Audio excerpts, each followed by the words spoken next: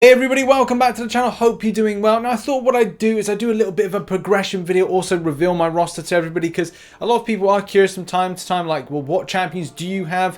What do you have in different types of things like Alliance Wars, Alliance Quest, future plans, all that kind of stuff, and just talk about, you know, what I've been doing this month in game. The months of January and February, I was really proactive with the game, but when it came to March, I just didn't really find a lot of things I'm interested with the game, and especially with a lot of stuff with the pandemic. I haven't really been playing as much as I should be. That'll all change with April, but it's nice to take a bit of time away from the game just to get a bit of perspective, God if I could speak, perspective about what I want to do, and as well what content I want to deliver, and also like the future plans. Now when it comes to content, I must admit I've done a lot more in Act 6.2 than I thought I would. I thought I would go on to Act 6.3 to do an initial clear, but since the UK meetup got cancelled and as well as stuff going on, I've just been going a bit meh, like I'm not quite sure what I want to do, and also the way I want to set up my masteries.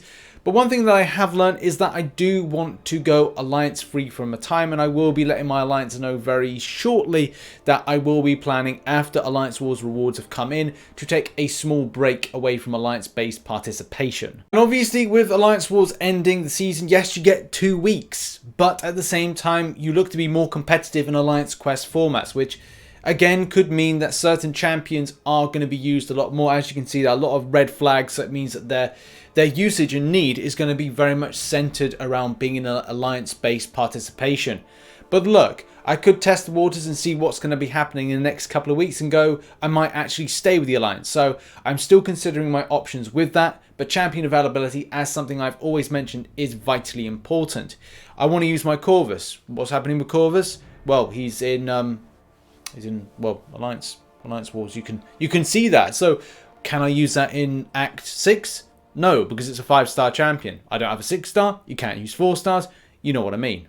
And I recently ranked 5 my Corvus to then put on Suicide Masteries to then obviously do some content, and as well a few other champions that I've earmarked that I'm going to be solely using for the grind of that content. Black Widow Clairvoyant, Ghost, etc, etc. A whole host of champions have been planned for usage for this. I don't have an Aegon Awakened, although I have a 6-star version, and also I have a rank 5 Unawakened version, 5-star, but yeah, it's the case like it's there because I had a skill awakening gem, no, skill rank up gem to rank 5, and I decided I'm just going to use it on it and just see what I get with an awakened gem. That's why I'm looking forward to a variant more than I'm looking forward to doing Act 6, and fingers crossed that I could get a skill awakening gem. But, you know, that's wishful thinking. But one thing is I'm considering the future of my roster, and as well a push towards getting 100%ing Act 6 has always been in my mind to do by June 2020.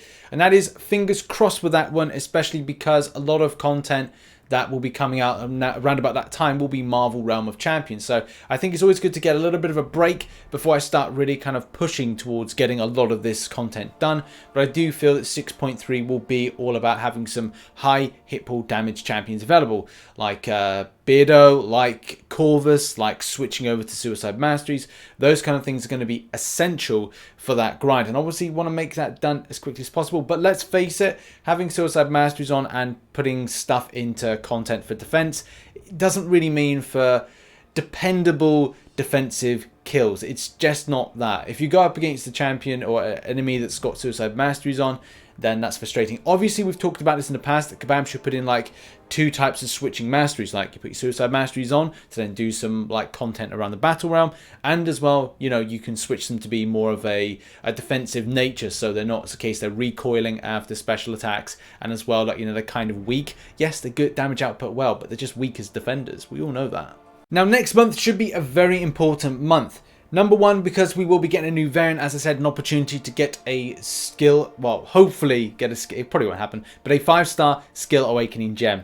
But as well, there's going to be things like incursions, and incursions will largely mean with the chance that if we, well, you know, again, it's based on RNG and chance that with the incursions that come in next month, which fingers crossed they do come in, because obviously there was meant to be that big kind of announcement, but with the pandemic it has caused a lot of issues, that I could go for one of these crystals, the War Crystal, and get a very slim chance at getting a 5-star Aegon and get it awakened. But obviously that will be next month, so keep locked to the channel, by the way, because I will be trying to hopefully do that. It won't happen, But, you know, you got to be hopeful that I could get that awakening. It means I can ramp up a load of signature stones and then take on content like 100%ing Labyrinth for Legends and get that done a lot more easily than it is currently at the moment, and also just a low unit spend. And then think about then going into Abyss of Legends with that. I feel Labyrinth for Legends is a good training platform to understand and just develop those high hit pool fights rather than the tedious grinding, which is things like Act 6.2 for the exploration, 6.3 and 6.4, etc, etc. Yeah, the month of April does look quite exciting. A lot is really on offer for me to kind of like put out content wise. Now I've got a bit more energy towards like making some guides and synergies and gameplay content, which hopefully, you know, I can just make some nice stuff that people would want to see. In any case as well, look out for the second channel because that will be hitting monetized soon, and I think M might be uploading content. Obviously this pandemic stuff, it does mean that our household will be affected by it because of job security. And obviously the problem is with that is people would go, right, well, YouTube, you know, you'll get more money, you'll get more views because of this stuff. I haven't seen it. I haven't seen it in the last 24 hours. I haven't seen it in the last, you know, 7 days since this has been more of a bigger thing.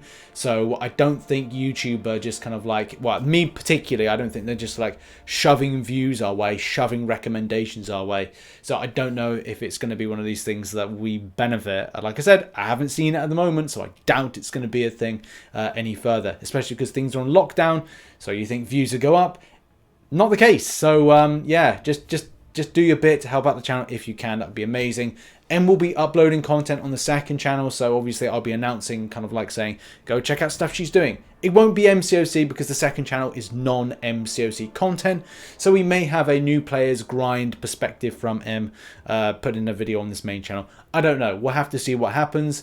It's very early days. I've got a lot to think about with this, so yeah, it's kind of weird, scary-ish times, but not, you know, ridiculous. But thanks in any case for watching this video. Support some other content over here, and there's also, you know, the second channel, which is down here.